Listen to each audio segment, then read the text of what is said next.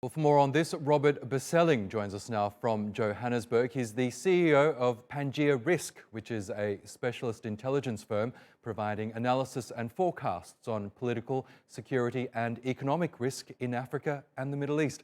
Welcome to the program. Thank you for joining us. Firstly, a French withdrawal from Mali would mark a major strategic shift by France, which has had troops in the country for 9 years. If President Macron does decide to pull French forces from Mali, why would he do it now, and what impact will it have? Well, thank you very much for letting me comment on this groundbreaking story in the Sahel and the West Africa.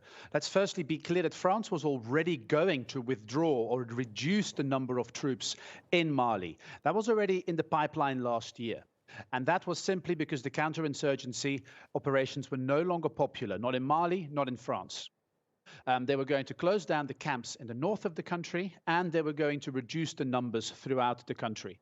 France has about 5,000 soldiers in the wider Sahel region. Half of those are in Mali. However, the reason why we are now more than likely going to see an announcement, probably this week, from the French government to completely remove all French troops from the country is to do with the extenuating circumstances. Your reporting earlier by Francis Collins mentioned the Russian involvement in Mali. It mentioned the military junta. There are lots of different factors to play here. So that's really why everything is now coming together. As you say, France has about 4,000 troops in West Africa, which is grappling with the world's fastest growing Islamist insurgencies right now. That number is set to shrink to 2,500 this year. Who will fill that void to help combat militants in the region? France is not the only one deployed in the Sahel region. There is a large United Nations African Union mission there. The European Union already has a training mission there, and UCAP.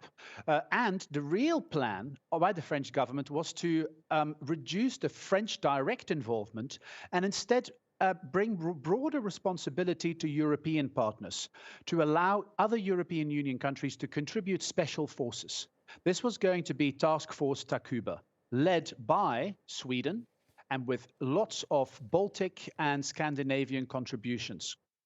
Now, at the same time as the French ambassador was expelled from Mali, the Danish contingent to Operation Takuba was asked to leave the country. Since then, Denmark, Norway and Sweden have all said they will no longer contribute, essentially put their contributions on halt. So if indeed France is going to leave Mali and therefore also end its Operation Barkhane in the country, then Task Force Takuba, the European Special Forces mission, is essentially over as well, at least in Mali.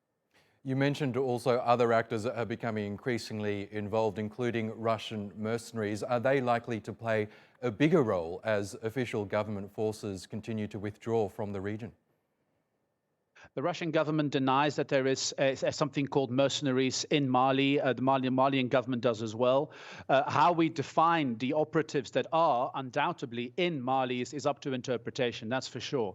But there has been a checkered history within the region of Russian operatives, whether they're direct government contractors or private military contractors. There is at the moment an offer by Russia to provide mutual defense, security collaboration with countries like Mali, which are leaving the Western, so to speak, the Western sphere of control, of security collaboration. With France pulling out, there is an opportunity for Russia to step in.